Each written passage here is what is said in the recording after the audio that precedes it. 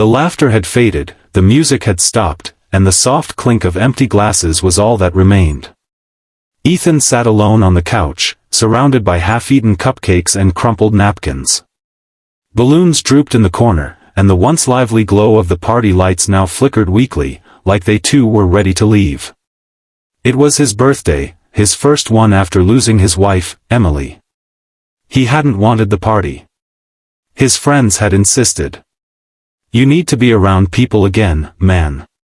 It'll be good for you," they'd said. So he smiled, played host, laughed when he was supposed to, and nodded when people said how great it was to see him back.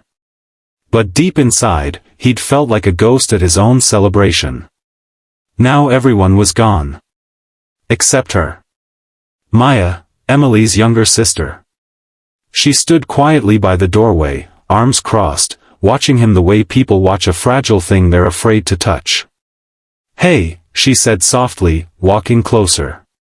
"You okay?" Ethan forced a smile. "Yeah. Just, you know. Parties." She gave a small, knowing laugh. "You always hated parties." He looked up, surprised. "Emily told you that?" "She told me everything," Maya said.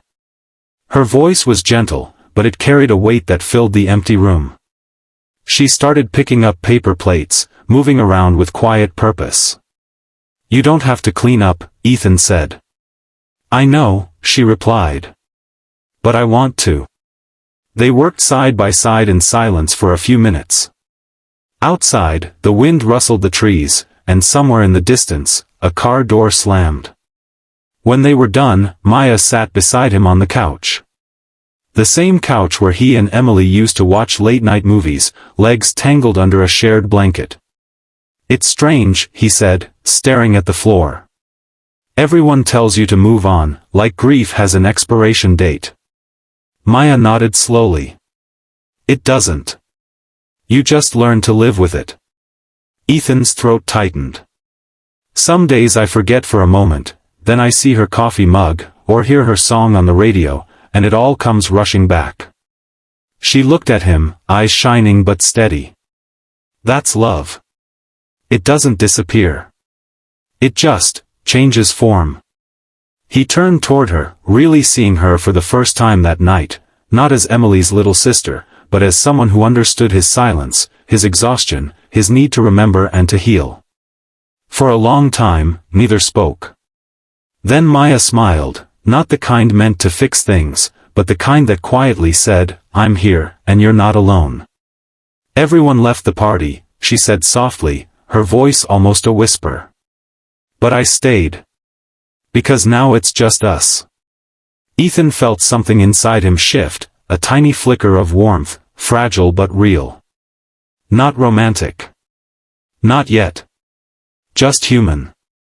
Someone still cared enough to stay. He exhaled slowly, the tension leaving his body like air from a balloon. "Thank you," he said. "For staying." She reached over and took his hand. "You stayed for Emily all those years. Tonight, someone gets to stay for you." Weeks passed. Maya started dropping by with coffee on Sunday mornings, helping him organize old photos, laughing over the little things Emily used to do, like hiding the TV remote in the freezer, for fun. Through every story, every shared silence, Ethan found himself remembering not just what he'd lost, but what he still had. Connection. Compassion. Life. One evening, as they watched the sunset from the porch, Maya turned to him and said, "You know, I think Emily would have liked this." "You smiling again?" He smiled faintly. "Yeah, maybe she would have." They sat quietly, watching the last light fade into the horizon. And for the first time in a long while, Ethan didn't feel like he was living in the past, he was simply living. Moral. Sometimes, the most powerful act of kindness is just staying. When everyone else leaves, the one who stays can help turn grief into healing, and loneliness into hope.